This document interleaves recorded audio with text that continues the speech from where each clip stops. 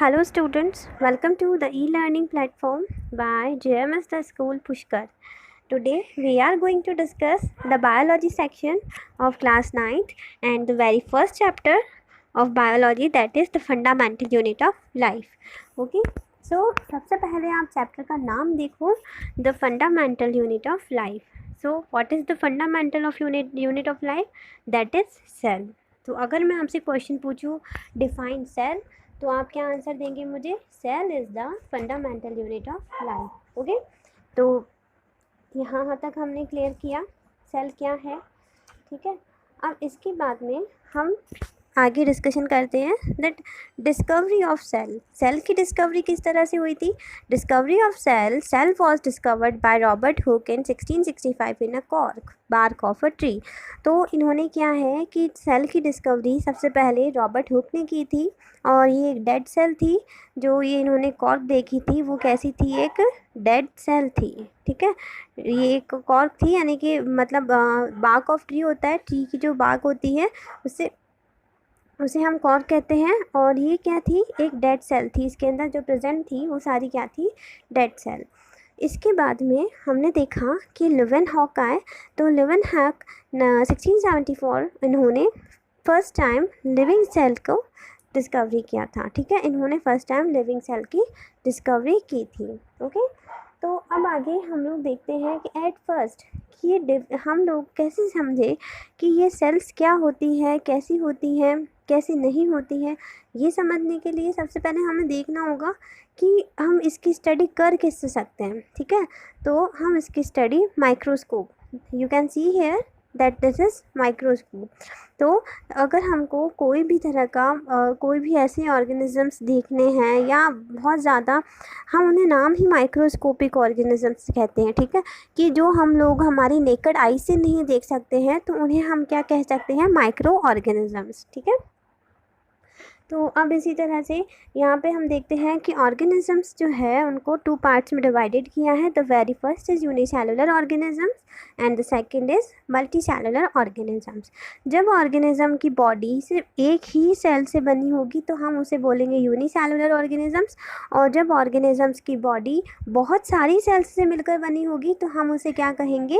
Multicellular organisms. ठीक है, तो अब यहाँ आपका होमवर्क है कि आपको मुझे इसकी डेफिनेशन बतानी होगी. यूनिसेलुलर ऑर्गेनिजम्स और मल्टीसेलुलर ऑर्गेनिजम्स की डिफ़ाइन करना होगा. ठीक है, और मैं आपको एग्जांपल्स बता देती हूँ, जैसे parameciums, amoeba, bacteria, yeast are the examples of unicellular organisms. And यहाँ insects, human bodies and plant body, तो ये सब किसके एग्जांपल्स हैं? मल्टीसेलुलर ऑर्गेनिजम्स के एग्जांपल्स हैं. ओके, मैंने यहाँ पर आगे लिख भी दिया है कि आपको यहाँ पर मुझे डिफ़ाइन करना होगा. Define unicellular organisms and multicellular organisms. Okay, अब नाउ हम लोग यहाँ बात करते हैं शेप्स की. ठीक है, तो शेप्स क्या होता है? शेप की अगर हम बात करें, the shape and size of cells are related to specific function they perform.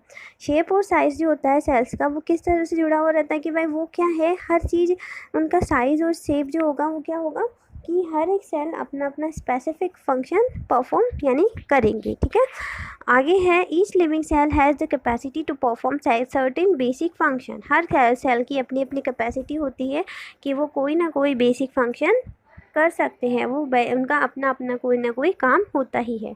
ठीक है, और इसी से क्या होती है? Characteristics of all living form. और इन सेल्स के ही थ्रू हम लोग देख सकते हैं कि क्या है?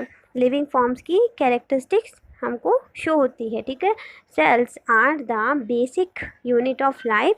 तो यहाँ पे अगर वो अपना कुछ बेसिक परफॉर्म करेगी, बेसिक फंक्शन परफॉर्म करेगी, तो वो उनकी क्या हो जाएगी?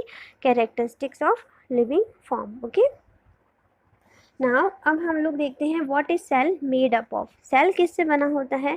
Cell plasma membrane, cell wall, nucleus, cytoplasm and cell organelles से बना होता है. ठीक है, अब सेल ऑर्गेनल्स कौन कौन से होते हैं इसमें हम लोग देखेंगे. Endoplasmic reticulum, Golgi apparatus, lysosome, mitochondria, plastids and vacuoles. तो जो हमारी सेल बॉडी होती है वो इन सब से मिलकर बनी होती है. Fine, understood.